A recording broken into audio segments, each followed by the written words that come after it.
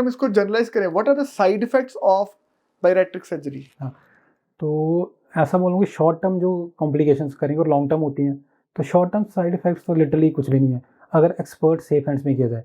बाकी जैसे मैंने बोला गॉल ब्लैडर की सर्जरी 99.6% सेगा, 0.4% किया है उसमें, 0.4% की चोट लग सकती है इंटेस्टाइन के साथ वाले पार्ट को, उसके साथ लीवर की नली जाती है बाइल डक्ट, तो उसकी चोट हो सकती है। और इस तरह के पेशेंट मैं बोलूँ कि गॉल ब्लैडर मैं रूटीन में करता हूँ, आज भी 2 सर्जरीज करके आया हूँ। तो इस तरह की गॉल ब्लैडर की सर्जरीज की कॉम्प्लिकेशंस हम बाहर से ओके पेशेंट आते हैं ऑपरेट करके बड़े कॉमनली देखते हैं।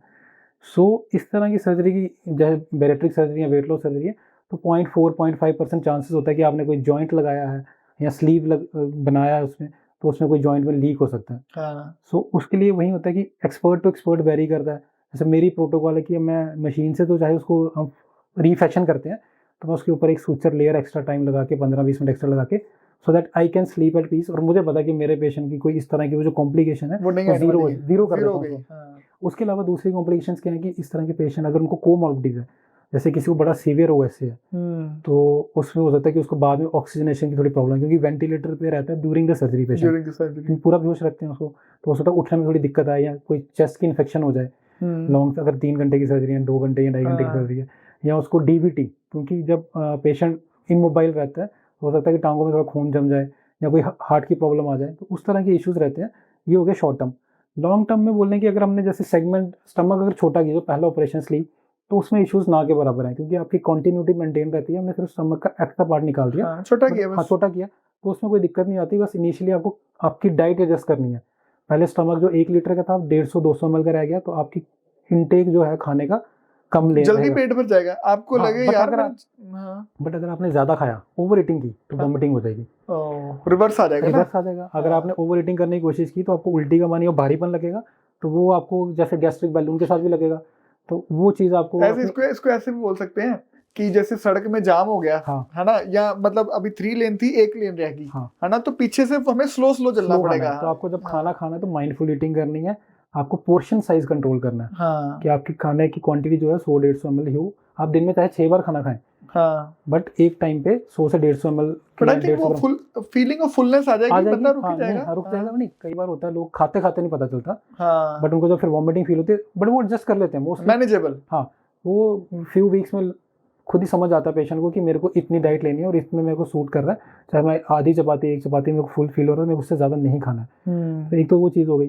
दूसरा उसमें लॉन्ग टर्म ये रहता है कि अगर बाईपास किया है, तो अब वो एक सेगमेंट है इंटेस्टाइन का स्टार्टिंग पार्ट या स्टमक का जो बाईपास हो गया, उसके थ्रू खाना नहीं जा रहा। अगर पूरा बाईपास किया, जिसमें पूरा बाईपास करते हैं, तो वहाँ से जैसे कुछ एंजाइम्स हैं, कुछ प्रोटीन्स हैं, कुछ आयरन या कैल्शियम है, जिसकी एब्जॉर्प्शन बॉडी यूजली करती है, अपनी बॉडी खाने से वो चीज़ें खींच लेती है शरीर के लिए, तो वो थोड़ी कम हो जाती है, क्योंकि वो स्टमक नहीं कर रहा ना। अब वो स्टमक में खाना जा ही नहीं रहा, सीधा इंटेस्टाइन में जा रहा है। तो उस कंडीशन में आपको एक रहता है कि आप multivitamin high protein diet regular लें। तो वो एक क्लियर सा डाइट चार्ट होता है, उसको फॉलो करें, जिसमें प्रोटीन रिच डाइट होती है और साथ ही साथ कुछ मल्टीविटामिन होते हैं। बट अगर आप कंपेयर करें कि आप डायबिटीज़ के लिए इंसुलिन ले रहे थे, कार्डिक मेडिकेशन ले रहे थे, आपकी ओएसए के रिलेटेड चल रही थी, आपकी जॉइंट पेन के लिए मेडिसिन ले रहे थे, वो सारी मेडिसिन छोड़ के आपको मल्टीविटामिन लेनी है, जो शायद आप बिलीव करेंगे मैं और आप भी ले रहे हैं रेगुलर। मैं भी ले रहा हूँ मल्टीविटामिन, प्रोटीन तो मैं लेता ही हम भी लेते हैं, तो उनको हल्का सा एक्स्ट्रा लेना है और ज़्यादा रेगुलरली लेना है। मैं और आप शायद हफ्ते में 3 दिन लेंगे तो चल जाएगा, उनको हफ्ते में 7 में से 6 दिन लेना है, एक दिन वो भी स्किप कर सकते हैं। So they can take those medication regularly, और वो भी इनिशियल पार्ट में ज़्यादा, जब आपका वेट एक एक्सेस वेट से जैसे 120 है, तो जब तक आपका वेट 70-75 तक आ रहा है, एक बार स्टेबलाइज हो जाएगा तो उसको आप चलो 6 की जगह 5 दिन लेना है। हाँ, बाईपास में रेगुलरली लेना है, स्लीव वगैरह में हफ्ते में नॉर्मल लोगों की तरह ले सकते हैं, और एक हेल्दी और माइंडफुल ईटिंग करनी है। और इसमें भी चाहे जो भी प्रोसेस हो सर्जरी का, चाहे आपने बाईपास किया है, चाहे सेक्शनिंग करी है, उस केस में जो वेट रिडक्शन है वो 3 to 4 kgs हर महीने होता चला जाएगा। और जैसे मान लो किसी ने 30-40 kgs रिड्यूस करना है, तो वो डिवाइडेड बाय समझ लो 9-10-11 महीने में इतने में लग जाएगा, और स्टेबलाइज होएगा, तो उसके बाद वेट लॉस नहीं होगा आपका, वो एक स्टेबलाइज हो जाएगा। उसके ऊपर अगर वेट लूज करना तो थोड़ा एक्स्ट्रा एफर्ट आपको डाइट या एक्सरसाइज में ही करना पड़ेगा। अच्छा सर, मान लो कोई बंदा है जैसे 140-50 kgs का है, मतलब जिसने अच्छा खासा वेट रिड्यूस करना है, उसने सर्जरी को चूज किया। अब जो वो लूज जो वेट जब उसका रिड्यूस होगा, तो उसकी स्किन लूजनिंग भी हो जाएगी काफी ज्यादा। वो कैसे मैनेज होगी? उसमें 2 चीजें हैं। पहले तो डिपेंड करता है किसकी होगी किसकी नहीं होगी, हाँ एज इज मतलब बिग फैक्टर इन दैट। जी अगर तभी हम कहते हैं कि you have to target young. अगर आपको ओबेसिटी है तो हाँ आप ये वेट मत करो कि यार 50 के हाँ बाद करवाएंगे, हाँ you get it done at an early stage. अगर आप यंग में करवा रहे हैं तो आपको लूजनिंग ना के बराबर होगी। उसमें हम एक चीज़ करते हैं कि जैसे आपका इनिशियल पीरियड होता है, आप वेट लूज हो रहा है, तो वही एडवोकेट की 2.5-3 महीने के बाद आप थोड़ी कुछ एक्सरसाइज शुरू करें ताकि स्किन लूजिंग ना के बराबर हो। मसल बढ़ने शुरू हो मसल, जाएंगे, हाँ मसल बढ़ने या मसल्स ग्रोथ होंगी तो स्किन आपकी एडजस्ट कर लेती है जी यंग एज में। बट अगर यही चीज़ आप 50 के बियॉन्ड कराते हैं तो स्किन लूजनिंग होती है।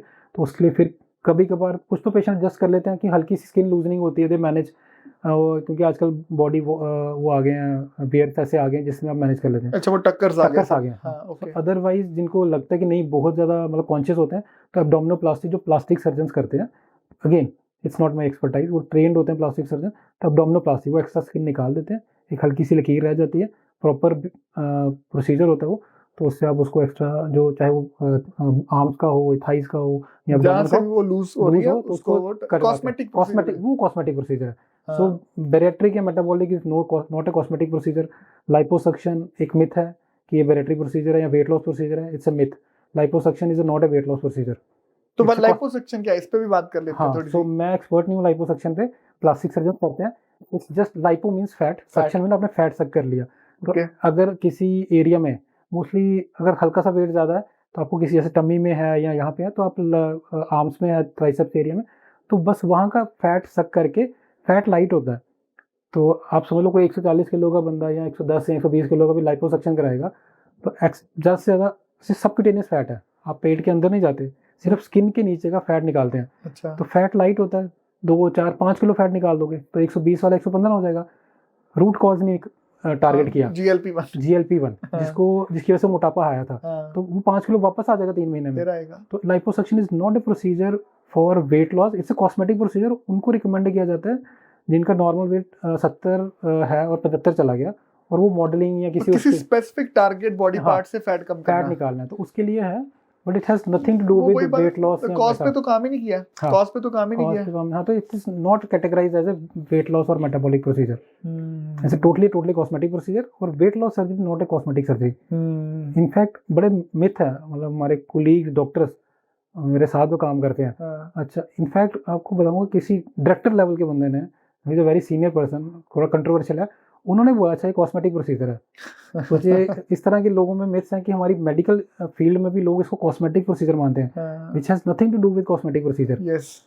उल्टा अगर आप बोलो स्किन लटक गई तो कॉस्मेसिस तो खराब हो गया, सो कॉस्मेसिस का कुछ नहीं है इसमें। और सर ये जो भी आप अभी इतनी डिटेल में हमने डिस्कशन करी है, ये सारा प्रोसीजर जो है वो फोर्टिस अमृतसर में अवेलेबल है, right? And you are so I am leading a team जिसमें हमारी टीम में डेडिकेटेड डाइटिशियन है, साइकोलॉजिस्ट हैं, फिजियोथेरेपिस्ट हैं, मेरे असिस्टेंट हैं, हमारी OR ऑपरेटिंग रूम टीम है, उसी टीम के साथ ऑपरेट करता हूँ मैं।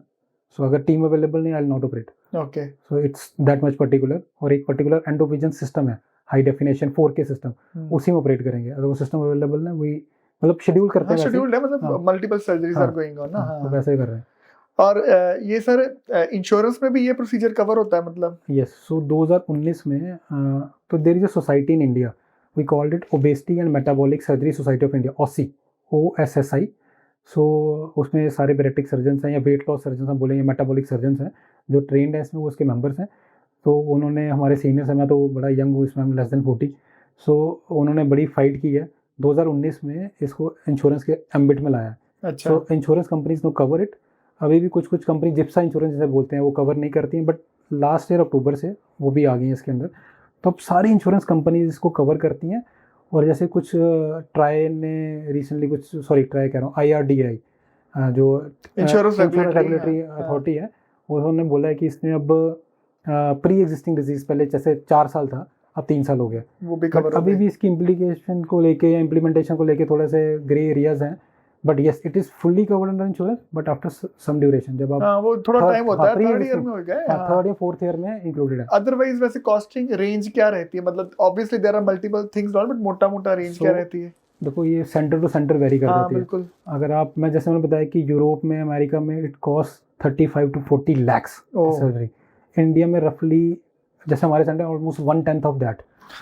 3 से तो 4 लाख के हाँ आसपास है। नहीं हम मैं ऐसा बताऊँ स्टार्टिंग हम 2.5 2.75 में स्टार्ट करते हैं सर्जरीज। ओके। मतलब डिपेंड करता है, पेशेंट टू पेशेंट वेरी करता है, प्रोसीजर टू प्रोसीजर वेरी करता है। बट अगर आप यहीं सर्जरी दिल्ली मुंबई में चले जाओ तो आराम से 5 7 8 लाख की सर्जरी है। समझ गए। इवन 10 10 12 12 लाख भी लोग चार्ज करते हैं। और एक बार मान लो अगर सर्जरी ही इंडिकेटेड है, किसी बंदे ने करा ली, तो वो जितने भी हमने स्टार्टिंग में डिस्कस करे हैं consequences, risk factor to cardiac और you can say Diabetes. Cancer, Yes. सारे कम, डायबिटीज सारे कम हो गए हैं। Definitely it's like a one stop solution to all your problems. जी। अगर आपको 5 7 प्रॉब्लम्स हैं या एंटीसिपेट है कि फ्यूचर में आपकी फैमिली में कैंसर अगर हुआ है और आप मोटे हैं तो आपको ये रिस्क फैक्टर कम करना ही होगा। हाँ, करना ही होगा।